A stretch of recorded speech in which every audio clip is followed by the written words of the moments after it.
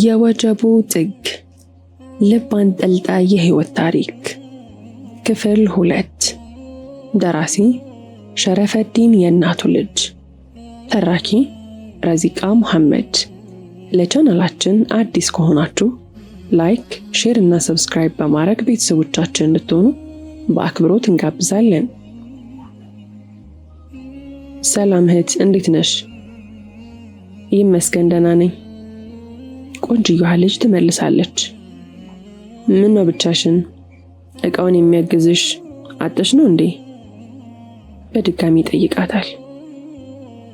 አይ እንደሱ ሳይሆን የተመደብኩበትን ዱር ለማግኘት በየት አቅጣጫ እንደሚሄድ ስላላወቅኩ ነው። ቆንጆዋ ልጅ አምናለች። አለባበሱ የተማሪ ሳይሆን የግቢው ሰራተኞች አይነት ነው። ኦ እዚህ እኮ የተመደቡ የሚረዱሽ ተማሪዎች አሉ፣ አይሻቸው? እነሱ ይረዱሻል አላት። አረንጓዴ፣ ቢጫ፣ ቀይ ቀለም ሰደርያ የለበሱ ተማሪዎችን በጣቱ እየጠቆመ። አይ እኔ ማንንም ማመን አልችልም፣ አዲስ ገቢ እንደሆንኩኝ ስለሚያውቁ ይጫወቱብኛል አለችው። እሺ አታስቢ፣ ወደ አንቺ የመጣሁትን ጉዳይ ልጨርስና ዶርምሽን እኔ ያሳይሻለሁ አላት ተኮፍሶ። እውነት? እሱ ምንድነው ጉዳዩ አለችው። ሊረዳት የሚችል ሰው በማግኘቷ ውስጧን እፎይታ እየተሰማት። ተማሪዎቹ ሲገቡ ለያዙት ዕቃ ክፍያ መፈጸም አለባቸው አላት በእጅ ያዘውን ደረሰኝ እያሳያት። ስንት ነው መክፈል ያለብኝ? ቆንጆዋ ልጅ ፍጹም አምናለች። 57 ብር ነው አላት እስክርቢቶ ከደረት ኪሱ እያወጣ። ቆንጆዋ ልጅ ገንዘብ ከቦርሳዋ ውስጥ ስትበረብር አለምነህ ያያል። ሁኔታው ያላማረው አለምነህ ወደ አቅራቢያቸው መጠጋቱንና የሚሆኑን መከታተሉን መረጠ። ልጅቷ ብሩን አውጥታ ለወጣቱ ልጅ ሰጠችው። ወጣቱን በአጸፋው አቀርቅሮ ደረሰኙ ላይ ይጽፍ ጀመር። አለምነህ በውስጡ የጠረጠረው እውነት ሆነለት። እግሮቹን አንቀሳቀሰና በፍጥነት ደረሰባቸው። እዚህ ጋር ምን የተፈጠረ ነው አለ። አለምነህ የደረቀ ጉሮሮውን በምራቁ ለማርጠብ እየሞከረ። ወጣቱ ልጅ ተርበተበተ። የያዘው እስክርቢቶ ከእጁ ሊያመልጠው ደረሰ። አይ ምንም፣ የግቢውን አንዳንድ ህጎች እየነገርኳት ነበር። ወጣቱ ልጅ አለምነህን በተለያዩ መድረኮች ላይ ስለሚያውቀው የፈራ ይመስላል። አለምነህ ደረሰኙን ከእጁ ላይ ነጠቀውና ገንዘቡን ለልጅቷ እንዲመልስላት ፈርጠም ብሎ ጠየቀው። ልጁም ገንዘቡን በፍጥነት መለሰ። ቆንጆዋ ልጅ እየተፈጠረ ያለው ነገር አስገርሟት ግራ አጋብቷትም አፏን ከፍታ ትከታተላለች። በላውን ሂድ፣ ተማሪ ነኝ፣ ላንተም አስብልሃለሁ። ድጋሚ ግን በዚህ ጉዳይ ከተገጣጠምን ይታያል ቢሮ እዛም ፈተዋለን አለው አለምነህ በአገጩ የሬጅስተራል ጽህፈት ቤት ቢሮውን እያመላከተው። ወጣቱ ልጅ ምንም ሳይመልስ ወደ ግቢው መውጫ ቀና። ደህና ነሽ አላት። አለምነህ በእጁ የያዘውን ማጭበርበሪያ ደረሰኝ ለሁለት እየቀደደው። አዎ ደህና ነኝ፣ አመሰግናለሁ በጣም ፈጣሪ ባርክ አለችው ከመገረሟ ሳትወጣ። እንዲህ አይነቶች ብዙ ስላሉ ጥንቃቄ አድርጊ። ያው ሀገር እያለሁ እኮ እሰማለሁ ፍሬሽ ተማሪዎች ላይ የሚሰራውን ተንኮል። ስለፈራውም ነበር ፈንጠር ብዬ ቆምኩት። ታውቃለህ ተማሪ አልመሰለኝም፣ የግቢው ሰራተኛ ነበርኩ የመሰለኝ አለችው እየተደነቀች። ባልገመትሽ ሁኔታ ሊመጡብሽ ይችላሉ። ለማንኛውም እኔ ልረዳሽ ወይስ እኔንም አታምኚኝም አላት ፈገግ ብሎ ሻንጧን እያንጠለጠለ። ኧረ በጭራሽ ትዕግስት እባላለሁ አለችው ከልቧ ደስ ብሏት። ቆንጆ ስም ነው፣ እንደ ስምሽ ታጋሽ ለመሆን ሞክሪ አላትና ዝም አለ። ዝምታ ሲጨንቅ፣ ዝምታ ሲያስፈራ ምንም አያወሩም፣ ብቻ ግን ወደፊት ይራመዳሉ። ጥሩ ሰው ነህ አለችው ዝምታውን ለመስበር በሚመስል ሁኔታ ፈገግ እያለችለት። ጥሩ ሰው መሆኔን እንዴት ታውቂያለሽ? ምንም አታውቂኝም እኮ። ያስታውቃላ። ጥሩ ሰው ባትሆን ከዛ ልጅ አታተርፈኝም ነበር። ቁጥብነቱ ደስ ብሏታል። እንግዲህ ደርሰናል። የፍሬሾች ዶርም እዚህኛው ህንፃ ላይ፣ ስምሽ ከሌለ ወደ ሌላኛው ህንፃ እንሄዳለን አላት። ሻንጣውን የሴቶች ዶርም ዋናው መግቢያ በር ጋር እያስቀመጠ አመሰግናለሁ በጣም ስለ ቅንነት አለችው ትዕግስት እጅና እጇን እያፋተገች። አሁን እዚህ ስምሽ እንዳለ እናረጋግጥና የተመደብሽበት ዶርም ክፍልም በዛው ማወቅ እንችላለን። ሙሉ ስምሽን ንገሪኝ አላት። ትዕግስት ሲሳይ ቀልጠፍ ብላ መለሰች። አለምነህ ወደፊት ራመዳልና ፕሮክተር ቢሮ ግድግዳው ላይ የተለጠፈውን የተማሪዎችን ስም ዝርዝር ማሰስ ጀመረ። ቲቤት ላይ ሲደርስ ፍጥነቱን ቀነስ አድርጎ በጥልቀት መመልከቱን ተያያዘው። አዎ ስሟን አገኘው። ትዕግስት ሲሳይ ይላል። እዚሁ የቆሙበት ህንፃ ላይ ነው የተመደበችው። ብዙ ድካም ቀለለለት። እፎይ ብሎ ሳይጨርስ ግን ሌላ አድካሚ ጉዞ እንዳለበት ተገነዘበ። የተመደበችበት ዶርም የመጨረሻው ፍሎር ላይ ነው። አለምነህ ሁሌም ቢሆን ፊቱ ላይ ምን አይነት የድካም ስሜት እንዲነበብ አያደርግም። ለነገሮች በቀላሉ የማይሸነፍ ጠንካራ ሰው ነው። በህይወቱ የሚመጡ መጥፎ አጋጣሚዎችንና ስንክሳሮችንም ተመስገን ብሎን የሚቀበላቸው። ደስታ ወደ አለምነህ ካልመጣ አለምነህ ወደ ደስታ ይሄዳል። አለምነህ ለመደሰት ቤተ እምነት ጎራ ማለት ብቻ በቂው ነው። አለምነህ በውርጩ ከከበደው ፕሮክተር የክፍሉን ቁልፍ ተቀበለና ቲጂ ስምሽን እዚሁ ህንፃ ላይ አግኝቼዋለሁ። እንደ ዕድል ሆኖ ከብዙ ፍለጋ ተርፈናል አላት ሻንጧን በድጋሚ እያንጠለጠለ። ፈገግታዋን ችራው እሷም ቀለል ያሉትን ሌሎች ጓዞቿን ሸክፋ ደረጃውን መውጣት ተያያዙት። መዳረሻው አራቀባት። ይህን የሚያህል ሻንጣ ተሸክሞ ይህን ሁሉ ደረጃ እየወጣ እንደሆነ ስታስብ ሰከጠጣት። ወንድም ከይቅርታ ጋር ላግዝህ አለችው ስትፈራ ስትጨር። ዝም ያለ ሰው እኮ ያሳፍራል እናንተዬ። ድሮ ስሬሳን ዝም ስለሚል አይደል ሰው የማይቀርበው? አይ ችግር የለውም ደርሰናል አላትና መውጣቱን ቀጠለ። ከጥቂት ደቂቃዎች በኋላ የመጨረሻው ፍሎር ላይ ደረሱ። በረጅሙ አየር አስገባና አስወጣ። የእፎይታ ትንፋሽ፣ የአሸናፊነት ትንፋሽ። አለምነህ ትዕግስትን የተመደበችበት ዶርም አስገባት። ዶርም ውስጥ ቀድማ የደረሰችው ትዕግስት ብቻ ናት። ሌሎች የዶርም አጋሮቿ ግን አልገቡም። በማታውቀው ቦታ የማታውቀው ክፍል ውስጥ ብቻዋን መሆን ጨነቃት። በዛ ላይ ዶርሙ ብዙም አልተጸዳም። ሁሉም ነገር እንደተዘበራረቀ ነው። ፊቷ ቅጭም አለ። በድጋሚ አመሰግናለሁ አለችው የተጨነቀች ላለማስመሰል እየሞከረች። አለምነህ ከሁኔታዋ ጭንቀት ውስጥ እንደሆነች ገብቶታል። ቲጂ አብሽሪ፣ ሁሉም ይለመዳል። የግቢ ቻሌንጁ ከዚህ ነው የሚጀምረው። ፈታ በይ።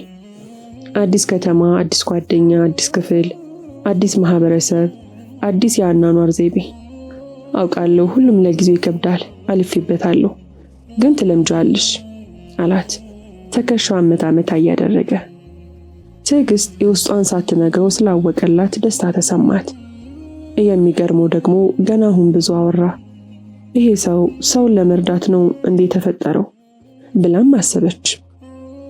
በሐሳቧ ብዙ ሳትርቅ ያባነናት አለምነህ ሰላም ሁኚ ቲጂ ብሎ በሩን ሲዘጋው ነው። ትዕግስት በርከክ አለችና በሩን መልሳ ከፍታው ወንድም ስምህን እኮ አልነገርከኝም አለችው የበሩን እጀታ ይዛ እንደቆመች። አለምነህ ግርማ አላት ፊቱን ሳያዞር ደረጃውን እየወረደ። ላስቸግር ስፈልግ የት ላገኝህ እችላለሁ? በድጋሚ ጥያቄው አላከች። አለምነህ ሁሉም ቦታ አለ አላትና የመጀመሪያውን ደረጃ ወርዶ እጥፍ ሲል ካይኗ ተሰወረ። የአውራ ዶሮ ጩኸት የንጋት ዜናን እያበሰረ ነው። አዲስ ቀን ተጨምሮልናል። አዲስ ተስፋ ተሰጥቶናል። ሰማዩ ጥርት ብሎ ለእይታ ማራኪ ነው። ለስለስ ያለች ሰውነት፣ የማታቃጥል የፀሐይ ሰዓት፣ ምድር ልታበራ ከማህፀኗ ጨረሮቿን ዓለም ላይ በትናለች። ፍንትው ብላ ደምቃ በስተ ምስራቅ ትታያለች። እዚያ ጋር ደግሞ ሌላ ንጋት፣ ሌላ ፀሐይ የሆነች ትዕግስት። ውበቷ ከአድማስ እስከ አድማስ የሚናኘው ትዕግስት፣ በውበቷ ምድር አዳምን ብርክ የምታስይዘው ትዕግስት። ከዶርማ ወጣ የሬጅስተራል ጽሕፈት ቤት ፊት ለፊት ቆማለች። ተማሪዎች ለምዝገባ እየተዋከቡ ነው። እዛ እዚህ ይሯሯጣሉ። ሬጅስትራሉ በሰዎች ጢም ብሎ ሞልቷል። ትዕግስት ምኑን ከምኑ እንደምታደርገው ጭንቅ አላት። ለመመዝገብ ከየት እንደምትጀምር እንኳን አታውቅም። ለእንደሱ አይነት አይናፋርና ሁሉን ተጠራጣሪ ሴት ደግሞ እጅግ ከባድ ነው። የምዝገባ ሂደቶቹ ግቢ ውስጥ አሰልቺ ከሆኑ ነገሮች መካከል ዋነኛው ነው። ካፌ ለመመገብ የምትሰለፈው ሰልፍ በምን ጣዕሙ! ምዝገባው ብዙ ሂደቶች አሉት። ሂደቶቹ ብቻ ሳይሆን የሰራተኞችም ቸልተኝነት ለተማሪ እንግልት ዋነኛ ተዋናዮች ናቸው። ኮስት ሼሪንግ ሙሉ ይሉሃል። እሱም ሞልተህ ስትጨርስ ዲፓርትመንት ላይኛው ፎቅ ብረር ይሉሃል። ጨረስኩ ብለህ እፎይ ስትል ታችኛው ፍሎር ተወርወር ይሉሃል።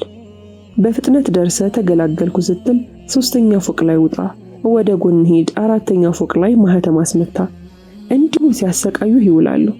የሆነ ሰዓት ላይ ድክም ብሎ ደረጃውን በደረትህ እየተሳብክ መውጣት ትጀምራለህ። በትዕግስት ውበት የተቁነጠነጡ ወንዶች አጠገቧ ሆነው ሊረዷት በሚል ምክንያት ከሷ ጋር መውራትን ቢፈልጉም እሷን ለማሳቅ ቢሞክሩ ሊቀርቧት ጥረት ቢያደርጉም እሷ ግን ትላንት የረዳት መንገድ አሳያ መልአኳን ፈለገችው። ዝምተኛውን ዓለምነህን ድጋሚ ልታስቸግረው ፈለገች። ደጉን ሴት ላግኘው ስትል አሰበች። ወዲያው የተኮሳተረው ግንባሯ ፈታ አለ። ሳይታወቃት ፈገግ አለች። ዓለምነህን የት ልታገኘው እንደምትችል አውቃለች። ዛሬም ተማሪዎች ገብተው አላለቁ። ስለዚህ ዓለምነህ እንደተለመደው እነሱን እየረዳ ነው። ወደዛው መሄድ አለበት። እግሯን አንቀሳቀሰች። ዓለምነህን ፍለጋ የግቢው መውጫና መግቢያ መራች። ነፍስን ከስጋ ነጥለው ሲፈልጉ ባህር የሚከቱ ሲያሻቸው ህዋ ላይ የሚያንሳፍፉ አይኖቿን በቅርቡም በሩቁም ላከቻቸው። አይኖቿ ዓለምነህን ተራቡት። አይኖቿ ዓለምነህን ፈለጉት። ዓለምነህ ግን በስፍራው የለም። ሐሞቷ ፍዘስ ሲል ተሰማት። ሐሳቧ እንደ ጉንብትንትን አለባት። እውነት ዓለምነህ እንዲረዳት ፈልጋ ነው ወይስ በምክንያቶች ዓለምነህን ከጎኗ መሆን ፈልጋው ነው? እንጃ። ለራሷም ስሜቷ አልገባትም። ግራ የሚያጋባ ማህበረሰብ፣ ግራ የሚያጋባ ስሜት፣ ግራ የሆነ ልጅ። ምናልባት ተማሪዎችን ወደ ዶርማቸው ሊያስገባ ሄዶ ይሆናል። እስኪመለስ ልጠብቀው ስትል አሰበች። ልትጠብቀው ወስና ለእይታዋ ምቹ የሆነ ጥላ ቦታ ፈለገች። ወዲያ ወዲህ ስታማትር የጠረጴዛ ቴኒስ የሚጫወቱ ልጆች ያሉበት ስፍራን ምቹ ሆኖ አገኘችው። አግዳሚ ወንበሩን ደገፍ ብላ ተቀምጣ አንዴ ቴኒስ ጨዋታውን ስትመለከት፣ አንዴ ደግሞ ቀልቧን ሰብሰብ አድርጋ ዓለምነህ ይመጣበታል ብላ ያሰበችውን አስባም በሐሳቧ የሳለችው መንገድ ላይ አይኗን ስትወረውር ሰዓቱ ነጎደ። ዓለምነህ ግን የለም። ደጉ ሰው ሊመጣ አልቻለም። ቴኒስ የሚጫወቱ ልጆችም እንድትጫወት ቢጋብዟትም ተጫውታ እንደማታገለጸችላቸው ሌላ ቀን እንደምትሞክር በትህትና ነግራቸው ዓለምነህን በተስፋ መጠበቋን ተያያዘችው። ዓለምነህ ግን ዝር አላለም። ሰዓቱ እየቆጠረ ነው። 3 ሰዓት፣ 3:15፣ 4 ሰዓት፣ 5 ሰዓት። የምሳ ሰዓት ደረሰ። ምዝገባው ላይ ሳትሳተፍ ሬጅስተራል ጽሕፈት ቤቱ ለምሳ ተዘጋ። ሰራተኞቹ እየተንጠባጠቡ መውጣት ጀመሩ። ለሷ ግን ይሄ ግድ አልሰጣትም። እረ ከናካቴውም ትዝ አላላትም። እየተጨነቀች ያለችው ትላንትን ብቻ ስላወቀችው ሰው ነው። የሰዓቱ መርፈድ ጉዳይ አልነበረም። ብዙ ሰዓቶችን ተቀምጣ ስለጠበቀችውን አልቆጫትም። እነዚህ ሁሉ ተራ ትርኪ ምርኪዎች ናቸው። ሐሳቧ ዓለምነህና ዓለምነህ ብቻ ነው። ለምን ሊቀር ቻለ? ለምን ዛሬ ተማሪዎችን አልረዳም? ክፉ ነገር አጋጥሞት ይሆን? ባዶ ጭንቀት ብቻ። ጓደኞችን አታውቅም። የዶርሙን መገኛ አድራሻ እንኳን አታውቅም። ምንድነው ማድረግ ያለባት? ጭንቀቷን የሚያስተነፍስላት ነገር ፈለገች። ፍቱን መድኃኒቷ ደግሞ ቀዝቃዛዋ ውስጥ መነከር ነው። ከተቀመጠችበት ተነሳች። ቅርዝዝ እንዳለች ወደ ዶርሟ መራች። ፍሎሯ ላይ ካሉት ሻወር ቤቶች መካከል አንደኛውን መርጣ ገባች። የሻወሩን ቁልፍ እስከ መጨረሻው አዞረችው። ውሃው ሿ እያለ ከፀጉሯ ጀምሮ በእርቃን ገላዋ ላይ ይፈስ ጀመር። ምንም አይነት እንቅስቃሴ የለም። ገላዋን በሳሙና ለመምታት የምታደርገው ጥረት የለም። ብቻ ውሃው በገላዋ ላይ ኩልል ሲል የውሃው ጠብታ ሰውነቷን ሲረጭ ተቀዛቀዘች። ረዘም ላሉ ደቂቃዎች ከውሃው ሳትወጣ ከሐሳቧ ጋር እየሞገተች አሳለፈች። በመጨረሻም ከውሃው ወጣ። ብርዱ ያንዘፈዘፋት ወደ ዶርማ መራች። ሰውነቷን አደራርቃ የምትወደውን ሽቶ በአፍንጫዋ ማገችው። መዓዛው በአፍንጫዋ ገብቶ ውስጧን ሲያረሰርሰው ተሰማት። ሽቶ ደስታዋ ነው። ስትጨነቅም ሆነ ስትደሰት ሽቶ አይለያትም። ዛርና ውቃቤ እንዳለበት አሮጊት ሽቶን ታፈቅራለች። በአንገቷና በደረቷ ሽቶዋን አርከፈከፈችው። ተጠቅልላ በጎኗ ጋደም አለች። አሁን ትንሽ ቀለል ብሏታል። ቅዝቃዜው እያንቀጠቀጣት ቢሆንም የዛለው ጉልበቷ ኃይል አግኝቷል። በጭንቀት የተወጠረው አእምሮዋም ረገብ ብሏል። ክፍሏን ቃኘት ታደረገችው። በሚገባ አጽድተዋለች። ከተዘበራረቁት ነገሮች አስተካክላ ሰው የሚኖርበት አስመስለዋለች። እነዚህ ልጆች መቼውን የሚመጡት? ራሷን ጠየቀች። ብቻዋን እንደሆነች እያሰበች ምናልባት ዛሬ ማታ ይገቡ ይሆናል። ለራሷ ጥያቄ ራሷው መላሽ ሆነች። አለምነህ ግን ምን ሆኖ ነው የጠፋው? በድጋሚ ጠየቀች። የሚመልስላት ያለ ይመስል አልመቸው ብሎ ይሆናል። እንደውም ዛሬ ተራው አይደለም ማለት ነው። ከጭንቀቴ ይገላግለኛል ያለችውን መላምት አስቀመጠች። ዙሪያዋን በግድግዳና ተደራራቢ አልጋዎች ተከባ እንዲህ ብቻዋን ከራሷ ጋር እየተነጋገረች እንቅልፍ ሸለብ አደረጋት። ትዕግስት ትላንት ላወቀችው ሰው እንዲህ አጥብቃ መጨነቋ ለምን ይሆን? ሰዋዊነቱ ውስጥ አዘልቆ ገብቶ ሰብአዊ ጎኗን ነካት። ወይስ ወደው ይሆን? አሁን ላይ እሷንም ብትጠይቋት መልሱንም አታውቀውም። እኔም የማውቀው ነገር የለም። ብቻ ግን ጊዜ ይፈተዋል። ጊዜ የማያነግሰው፣ የማይሽረው፣ የማይቆጣጠረው፣ የማይፈታው ምንም ነገር የለም። እኛ ብንቆምም ጊዜው አይቆምም፣ ይቆጥራል። ሮብ፣ ሐሙስ፣ አርብ፣ ቅዳሜ። የትዕግስት የዶርም አጋሮች ሁሉም ገብተዋል። ጭር ያለው ክፍል ደምቋል። ዝም ያለው ክፍል በጫጫታ በርትቷል። በመጡላት አጋሮቿ ምክንያት ብቻዋን ማውራት አቁማ ከእነሱ ጋር ማውራት ጀምራለች። ውስጧ ግን ዝም ብሏል። አለምነህ አሳስቧታል። ከዛም በላይ ናፍቋታል። ነገር ግን አለምነህን ልታገኙም ሆነ ልታየው አልቻለችም። 4 ቀን ሙሉ ሳትሰለች ጠብቀዋለች። ደከመኝ ሳትል ግቢውን አስሳለች። አለምነህ ግን በድንገት ተሰወረ። ለተቸገሩ የሚደርስ ከሰማይ ቤት የሚወርድ ታዛዥ መልአክ ወይስ ድንገት ታይቶ የሚሰለብ ደግና ቆንጅዬ ሰይጣን? ዕለተ ቅዳሜ ምሽት 12:45 ላይ ትዕግስት ከ3 ቀናት በፊት ካወቀቻት የዶርም ጓደኛዋ ቤተልሔም ጋር ከሷ ጋር ሆነው ከግቢ ውጪ መመገብ ስላሰኛቸው ወደ ውጪ እየወጡ ነው። እያቸው ሲያፈጡብን። ይሄ ደግሞ እንዴት አባቱ ያምራል! የዚህማ የባሰ ነው እኮ። ሊበላሽ ነው መሰል ቡዳ። አረ ሊደፋን ነው። ጓደኛዋ ቤቲ ናት። የሚያፈጡባቸውን ወንዶች እያየች ድምጿን ቀነስ አድርጋ ለትዕግስት የምታንሾካሾከው። ትዕግስት ግን ቀልቧ ሌላ ቦታ ነው። ታያቸው ባክሽ አለችና ዝም አለች። አይኖቿ ሌላን አይፈልጉም፣ አለምነህም ቢሆን እንጂ። አይኖቿ የሚንከራተቱት ደጉን ሰው ፍለጋ ብቻ ነው። ወደ ግቢው መውጫ እንደተቃረቡ ትዕግስት እርምጃዋን ገታ አድርጋ ቆመች። ደርቃ የቀረች ሁሉ ይመስላል። አይኖቿ የተራቡት አለምነህ ወደ ግቢው ለመግባት አይዲ ካርዱን በማሳየት ላይ ነው። ወገቡ ላይ ፎጣ ነገር ጣል አድርጓል። አዎ አለምነህና በውል የማታውቃቸው 3 ወንዶች አጅበውት እየገቡ ነው። ወትሮውንም እሱን በፈለጋ የተጠመዱት አይኖቿ አለምነህ እንደሆነ ለመለየት ጊዜ አልፈጀባቸውም። ነፍሷ በደስታ ቦረቀች። የጭንቀቷ ፍርሃት በደስታ ፍርሃት በቅጽበት ተቀየረ። ተጨምቶ የነበረው ፊቷ በፈገግታ ተሞላ።